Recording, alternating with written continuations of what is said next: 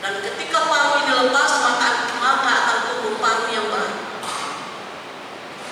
Tidak hanya berhenti sampai di situ. Setelah paru yang baru tumbuh, paru yang baru ini akan dia pakai untuk mengeluarkan kuku-kukunya yang tumbuh tadi itu. Supaya apa? Supaya tumbuh kuku yang baru.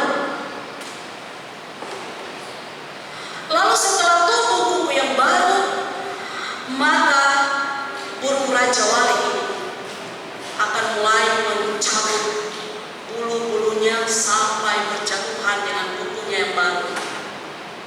Setelah itu akan tumbuh bulu-bulu yang baru.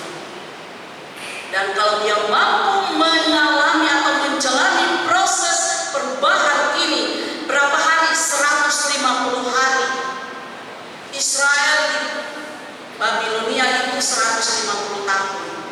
Burung raja wali diproses perubahan fisiknya 150 hari. Kalau dia berhasil melewati proses ini, karena itu menyakitkan, maka burung raja wali ini akan tampil dengan kekuatan yang baru yang membuat dia bisa terbang tinggi melintasi badan.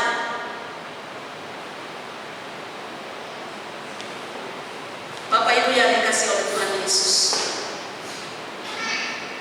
pembaharuan kekuatan. Tuhan berjanji untuk memperbaharui kekuatan mereka yang berharap padanya, sehingga mereka dapat mengatasi tantangan hidup dan melayaninya dengan kekuatan baru. Saudaraku, ketika pesan Allah ini disampaikan oleh Nabi Yesaya kepada bangsa Israel, saya yakin bahwa Allah menghendaki supaya Israel itu kuat dan tetap hidup dalam iman dan pengharapan sekalipun mereka ada dalam masa-masa sulit. Yesaya juga mengingatkan bangsa Israel untuk berani mengambil keputusan memilih Allah sebagai Tuhan yang patut disembah, karena Dialah satu-satunya kekuatan bagi Israel yang akan memulihkan mereka. Ini terkait dengan pembebasan mereka dari tawanan bangsa Babel. Apa yang menjadi kerinduan bangsa Israel? Mereka ingin kembali ke Yerusalem, ingin membangun lagi bait suci yang sudah dihancurkan, karena itu menjadi kebanggaan mereka. Nah, dalam penantian itu pasti mereka mengalami yang namanya kelelahan. Karena itu Bapak Ibu yang dikasihi Tuhan, inilah pesan tersirat yang mau disampaikan oleh Nabi Yesaya melalui perumpamaan tentang burung raja wali ini. Ketika kamu menanti-nantikan untuk kembali ke Yerusalem, maka kekuatanmu harus dibaharui. Dan pembaharuan itu tidak bisa terjadi di luar Tuhan.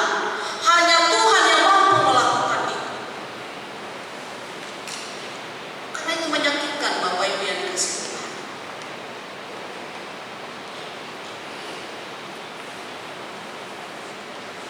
Lalu dalam perseteruan ibadah ini, kita yang mengikuti ibadah secara live stream, apa yang dapat kita bawa pulang supaya kita hidup dan bertumbuh dalam kekuatan Tuhan? Yang pertama, kalau kita diberkati Tuhan, jangan melupakan Tuhan, apalagi menduakan Tuhan. Kalau kita diberkati Tuhan, jangan melupakan Tuhan, apalagi menduakan Tuhan. Banyak dosa yang sudah dilakukan oleh Israel, tetapi dosa mengkhianati Allah tidak bisa dimaafkan. Mereka pada akhirnya harus dibuang ke Babel, karena Allah kita adalah Allah yang cemburu. Semoga kita di sini tidak ada yang menduakan Tuhan. Dompet-dompet kita murni dari yang namanya kain-kain merah, ada makanan dan sebagainya. Ya, itu harus jauh. Percuma Bapak Ibu. Saya pernah bertetangga dengan orang yang waktu saya di Cipinang. Saya lihat kehidupan rumah tangga ini baik-baik. Bahkan Bapak itu adalah ketua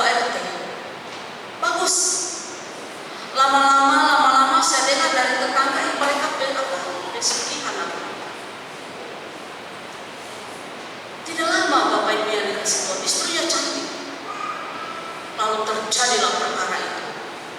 Istrinya tinggalkan dia, bapaknya tiba-tiba hanya karena sedikit saja kena pisau, lalu dia mengalami kakinya itu harus diamputasi.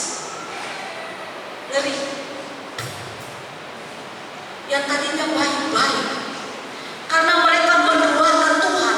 Saya bukan menakut-nakuti kita, tidak, tapi ini firman Tuhan. Allah kita adalah Allah yang cemburu. Kalau cintamu ditolak, adik-adik pemuda, jangan lari pada dukun. Mungkin kau akan dibantu sama dukun, kamu mendapatkan pasanganmu yang kamu impikan, tapi hati-hati, pasangan itulah yang akan menghancurkan hidupmu, karena kamu mendapatkannya dengan cara menduakan Tuhan.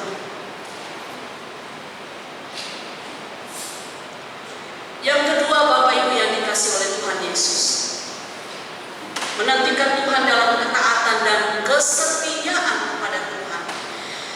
Perlombaan kita di dunia ini perlombaan iman. Kita akan menghadapi begitu banyak tantangan, bahkan yang kita tidak duga-duga. Terkadang itu datang dari orang-orang terdekat kita yang mau menghancurkan hidup kita, yang mau membuat kita menjadi orang yang lelah, orang yang letih, terlalu banyak masalah di pundak, sehingga ketika kita keluar orang pemuka nggak ada senyumnya, berat beban. Lama-lama apa jadi begini, Bapak Ibu? Karena makan hati kan? Firman Tuhan bilang hati yang gembira adalah obat.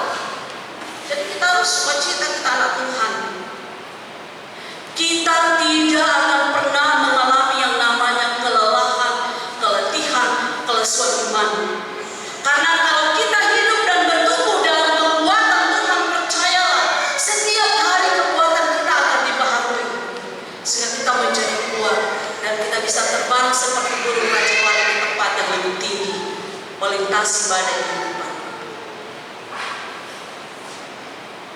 Yang ketiga, yang terakhir,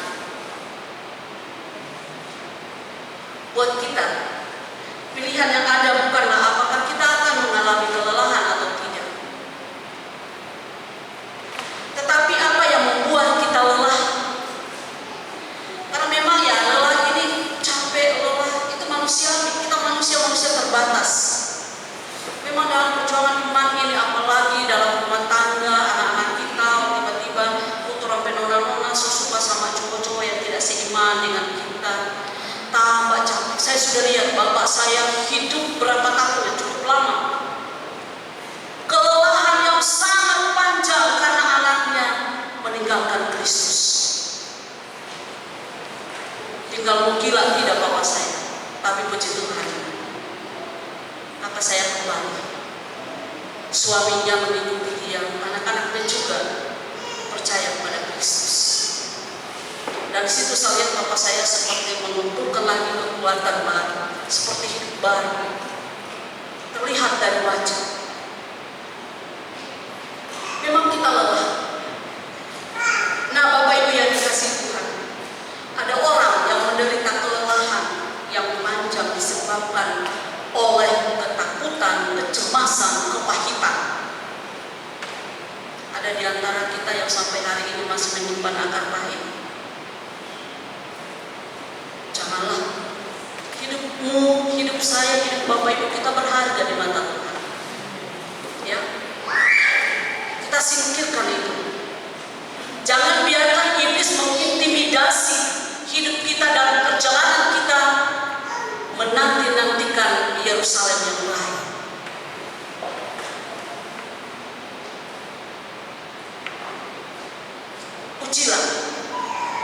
Ujilah kelelahan kita.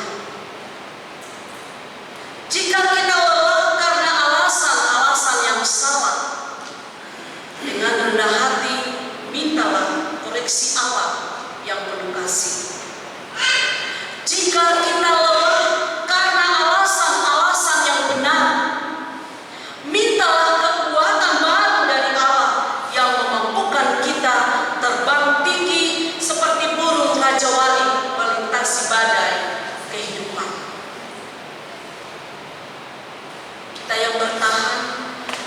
terus mengandalkan Kristus. Kalau Israel diizinkan keluar dari tanah Babel, mereka dapat lagi membangun bait suci Allah di Yerusalem.